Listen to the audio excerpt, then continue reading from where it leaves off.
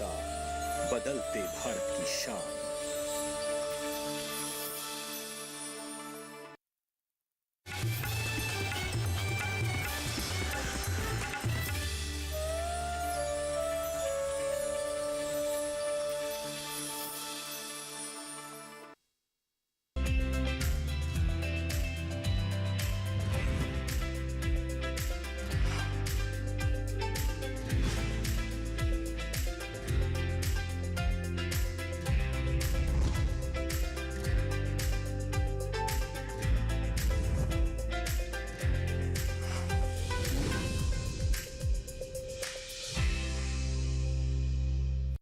नमस्कार, मैं अदिति शर्मा दूरदर्शन किसान चैनल के सफल किसान कार्यक्रम में आप सभी का स्वागत करती हूं। सबसे पहले तो हमारे सभी दर्शकों को विश्व मत्स्य दिवस की हार्दिक शुभकामनाएं।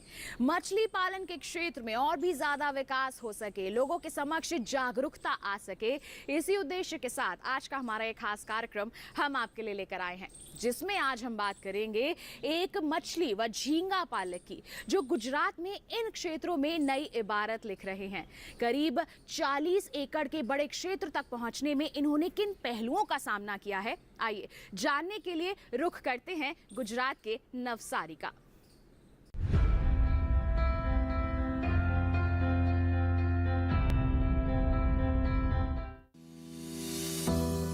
गुजरात खेती के साथ मछली पालन के क्षेत्र में भी अहम भूमिका निभा रहा है, क्योंकि राज्य की समुद्र तट की लंबाई करीब 1214.7 किलोमीटर है, जो कुल समुद्र तट का लगभग 23% भाग कवर करता है।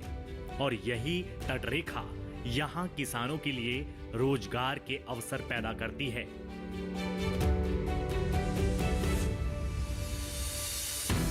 हालांकि ऐसे भी कई क्षेत्र हैं जहां पर्याप्त पानी न होने के कारण किसान बारिश के पानी का सही इस्तेमाल कर मछली पालन को सफल बना रहे हैं।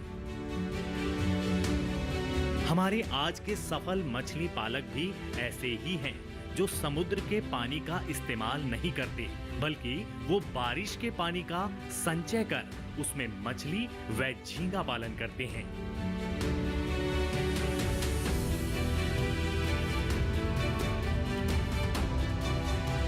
रोहित पटेल इस समय करीब 40 एकड़ में मछली व झींगा पालन कर रहे हैं। वो मुख्य रूप से देसी नस्लों की मछलियां, जिनमें रोहू, कतला, मृगल पालते हैं। उनका मानना है कि देसी प्रजाति की मछलियां आसानी से ढलकर विकास कर लेती हैं। इनका वजन तेजी से बढ़ता है। इससे कम समय में बढ़िया मुनाफा मिल जाता है। यहाँ हम 40 एकड़ में मछली पालन कर रहे हैं और यहाँ पानी का थोड़ा दूसरा कोई सोर्स है नहीं बारिश के अलावा। इसके लिए पहले हमको 1 साल यहाँ रख के 1 साल का ईयरलिंग बनाना पड़ता है। उसके बाद स्टॉकिंग पॉन्ड में हम लोग स्टॉक करते हैं, तो 6-8 महीने में वो एक मार्केटेबल साइज हो जाता है।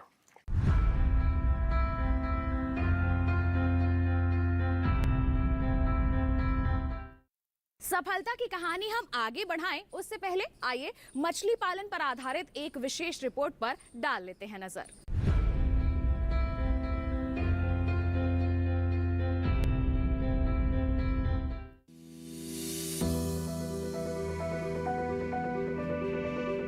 मछली भारत में भोजन, पोषण, रोजगार व आय का एक महत्वपूर्ण स्रोत है।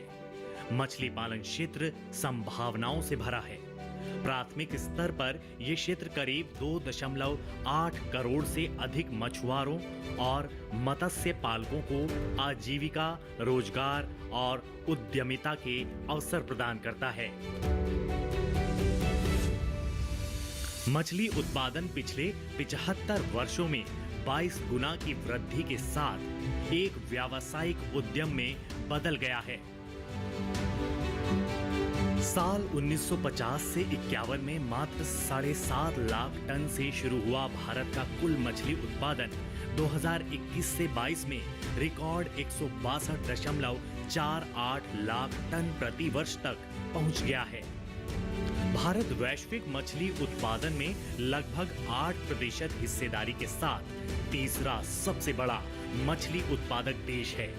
मत्स्य पालन क्षेत्र में मौजूद क्षमता को महसूस करते हुए सरकार ने मछुआरों और मत्स्य किसानों के फायदे के लिए PMMSY, FIDF और KCC की शुरुआत की है। PMMSY के तहत करीब 20,000 करोड़ रुपए के परिव्यय की योजना है। इसका लक्ष्य 2024 से 25 तक मछली उत्पादन को मौजूदा 13.76 MMT से 22 MMT करना और इस क्षेत्र के जरिए लगभग 55 लाख लोगों के लिए अतिरिक्त रोजगार के अवसर पैदा करना है। बजट 2023-24 में मत्स्य किसान समृद्धि सहयोजना PMMKSSY नाम से एक नई उप योजना की घोषणा की है। PMMSY के तहत केंद्रीय क्षेत्र की उप योजना जिसमें 6,000 करोड़ रुपए का लक्षित निवेश है, जिसका उद्देश्य मछुआरे, मछली विक्रेता और मत्स्य क्षेत्र में लगे सूक्ष्म और लघु उद्यमी की आय को और बढ़ाना है।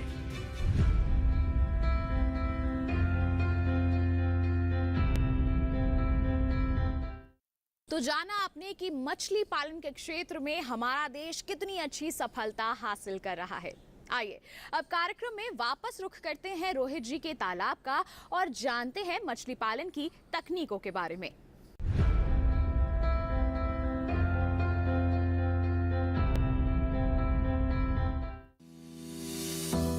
रोहित जी करीब 40 एकड़ में मछली पालन कर रहे हैं, जिसमें इनका हर तालाब करीब 1 एकड़ का है। उनके तालाब में मछलियां महज 5 से 6 माह में ही तैयार हो जाती हैं, क्योंकि सही विकास के लिए वो हेचरी से मछलियों का बीज लेते हैं। इसके बाद उन्हें 1 साल तक पॉन्ड में रखते हैं और जब इन मछलियों के वजन करीब 100 ग्राम तक हो जाते हैं तो इन्हें मुख्य तालाब में ट्रांसफर कर दिया जाता है, जहां से मछलियां 6 माह में 1 से 1.5 किलो वजन ले लेती हैं और यही वो समय होता है जब ये बाजार भेजने के लिए तैयार है। लेकिन इन सारी प्रक्रिया के बीच इनके आहार का खास ख्याल रखा जाता है, साथ ही उन सारे पहलुओं को अपनाया जाता है जिससे मछलियों में बीमारी ना फैले। फिश में तो ज़्यादा कुछ नहीं आता है। आर्गुलस का कभी कभी प्रॉब्लम, हाई डेंसिटी स्टॉकिंग करते हैं तब आता है। प्रॉब्लम है तो फिशरीज वाला थोड़ा मदद करते हैं। 6-8 महीने में वो एक मार्केटेबल साइज हो जाता है। साइज 1 किलो 1.5 किलो तक हो जाता है और मार्केट 150 केजी पर 150 रुपये केजी पर लेके जाते हैं।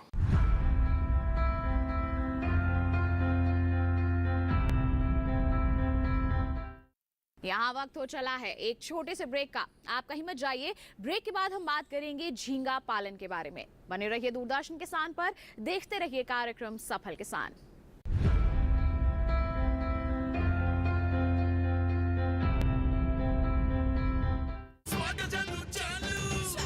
स्वाद से करेंगे नया साल का स्वागत। गोल्डी मसाले की ओर से हैप्पी न्यू ईयर।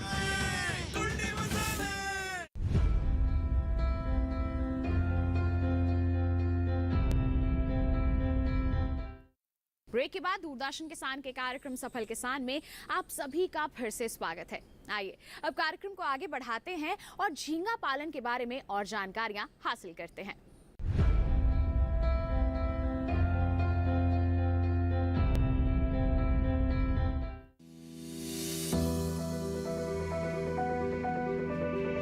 रोहित जी मछली पालन के साथ साथ झींगा पालन भी करते हैं।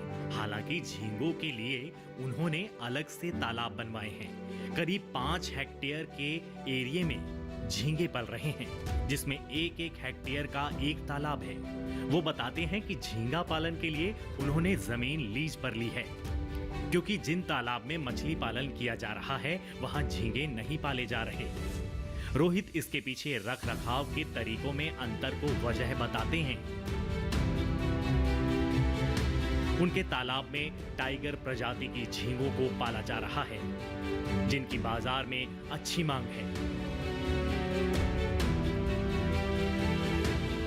जिला कलेक्टर 5 हेक्टर मेरे को जमीन लीज पे दिया हुआ है 20 साल के लिए। उसमें हम झींगा उच्छेद की प्रवृत्ति कर रहे हैं। रोहित भाई के फार्म पे झींगा फार्मिंग चलता है। इधर टाइगर झींगा है, उसका प्रोसेसिंग 4 महीने जितना है। 4 महीने में पाकर तैयार हो जाता है, बाद में हार्वेस्टिंग होता है। इधर में 10 तालाब है। एक तालाब 100 मीटर बाई 100 मीटर का है। एक तालाब में कम से कम 6 एरेटर लगा हुआ है। वो पूरा पानी का सर्कुलेशन करता है। बाद में खुराक डालने का पहले सेंटर में जो कचरा जमा होता है उसको पंप से निकाल देते हैं, बाद में खुराक डालते हैं। ऐसा करके 4 महीने का प्रोसेस है झींगा फार्मिंग का।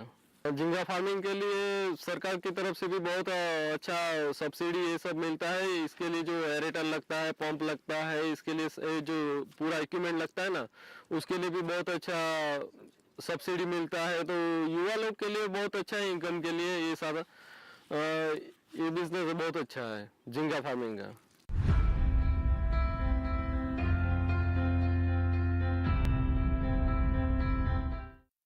अब कार्यक्रम में आगे बढ़ने से पहले झींगा पालन पर विस्तृत जानकारी लेते हैं इस रिपोर्ट के जरिए।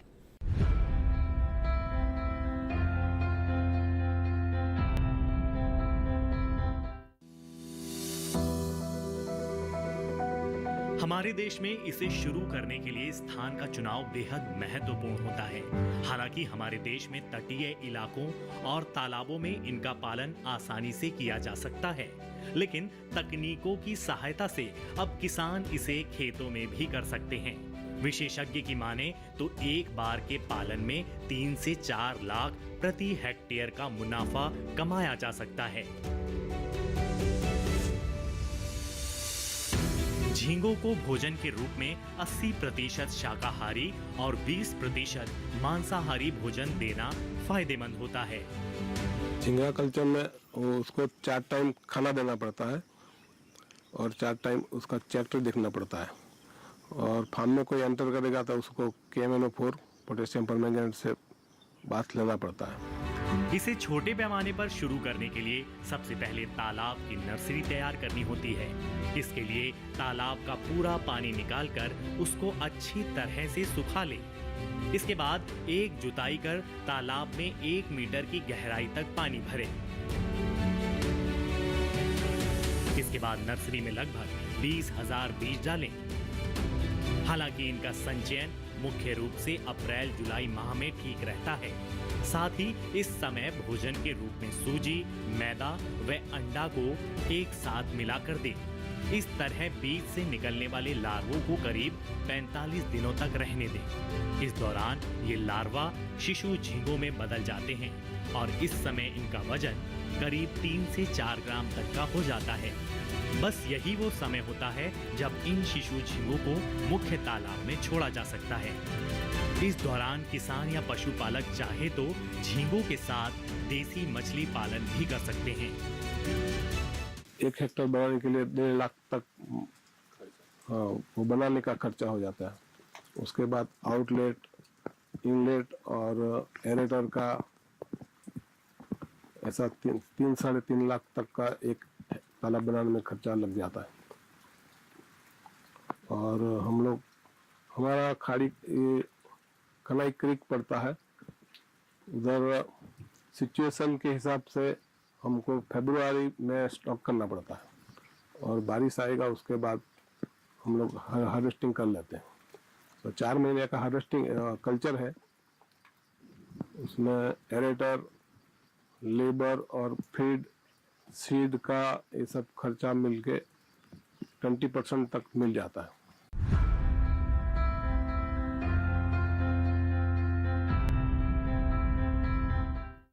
मछली पालन हो या फिर झींगा पालन हो, सबसे महत्वपूर्ण यही होता है कि तालाब में ऑक्सीजन के स्तर को बनाए रखा जाए। इसके लिए हमारे सफल मछली पालक रोहित जी क्या करते हैं, आइए उन्हीं से जानते हैं।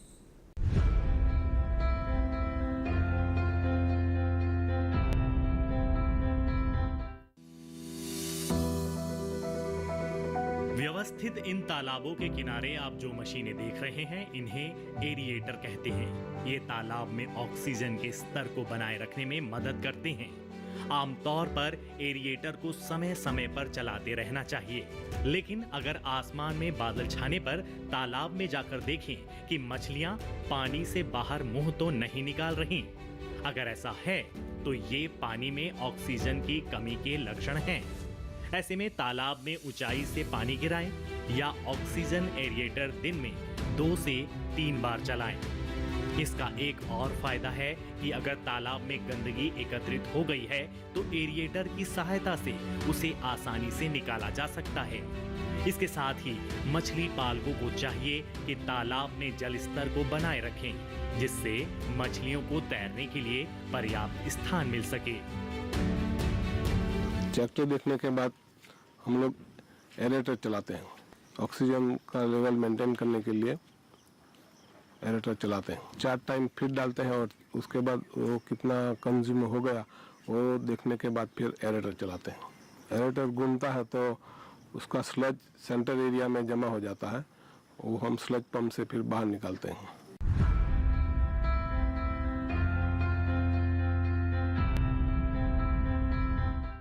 यहाँ वक्त तो चला है कार्यक्रम में एक और छोटे से ब्रेक का। आप कहीं मत जाइए। ब्रेक के बाद हम आपको बताएंगे कि रोहित जी इस व्यवसाय से सालाना कितना मुनाफा अर्जित करते हैं। बने रहिए दूरदर्शन किसान पर, देखते रहिए कार्यक्रम सफल किसान।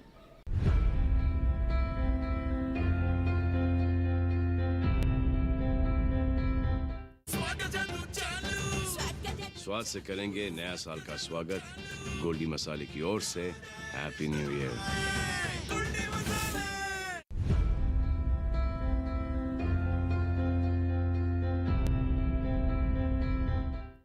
ब्रेक के बाद दूरदर्शन किसान के कार्यक्रम सफल किसान में आप सभी का फिर से स्वागत है। आइए अब कार्यक्रम में जानते हैं मुनाफे के गणित के बारे में।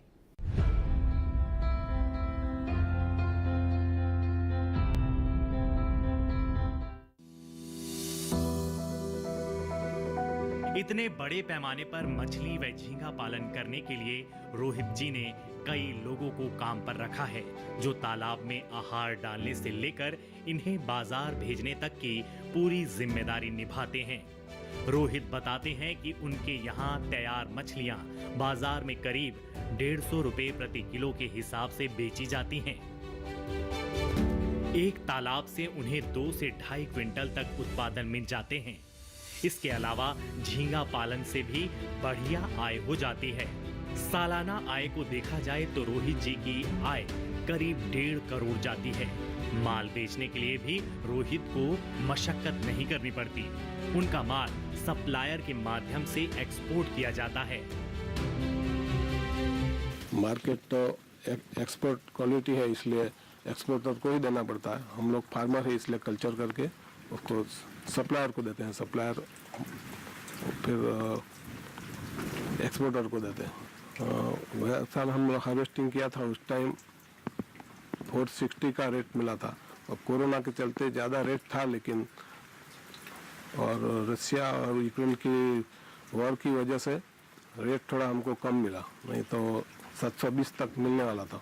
हाँ, उसमें थोड़ा प्रॉफिट 50% तक रहता है और 1 पाउंड में 3 टन तक 3-4 टन ऐसा प्रोडक्शन निकलता है और 150 रेट पर केजी मिलता है।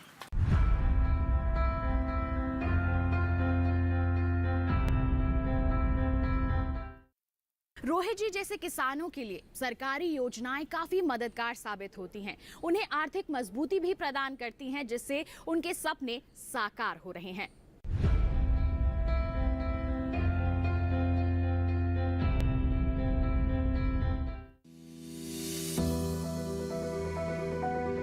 रोहित जी की सफलता के पीछे सरकार की योजनाओं का भी हाथ है और इन योजनाओं को किसानों तक पहुंचाने में ग्रामीण स्तर पर सक्रिय सरपंचों का। अभी सरकार की जो योजना है किसान निधि योजना के अंतर्गत हम 1000 से ज्यादा खेडूतों को हमारे यहाँ लाभ मिला है और किसी का कोई कारण से अटक गया तो हम वहाँ तालुका पे जाके वो फॉलोअप करके उसको फिर से दिलवा देते हैं। और जहाँ पे गैस लाइन नहीं पहुंची है वहाँ वो कच्चे घर पे हम गैस का सिलेंडर दिलवाते हैं। और हमारे यहाँ इधर खारा पानी है तो उसमें वहाँ हम मत्स्य पालन के लिए वो झींगा फार्म है इधर 4 से 5, उन लोगों को केवीके के माध्यम से वो ट्रेनिंग दिलवा के अच्छा पाको उसके लिए जो पूरी लाभ देते हैं। अभी युवा लोग के लिए एक संदेश है कि इधर ही आधुनिक खेती करके, इधर हमारे यहाँ कृषि विज्ञान केंद्र है, वहाँ पूरा मार्गदर्शन मिलता है, तो इधर ही आधुनिक खेती करके उसको अर्बन करके इधर ही मैक्सिमम रोजगारी मिले, इसका प्रयास हम कर रहे हैं।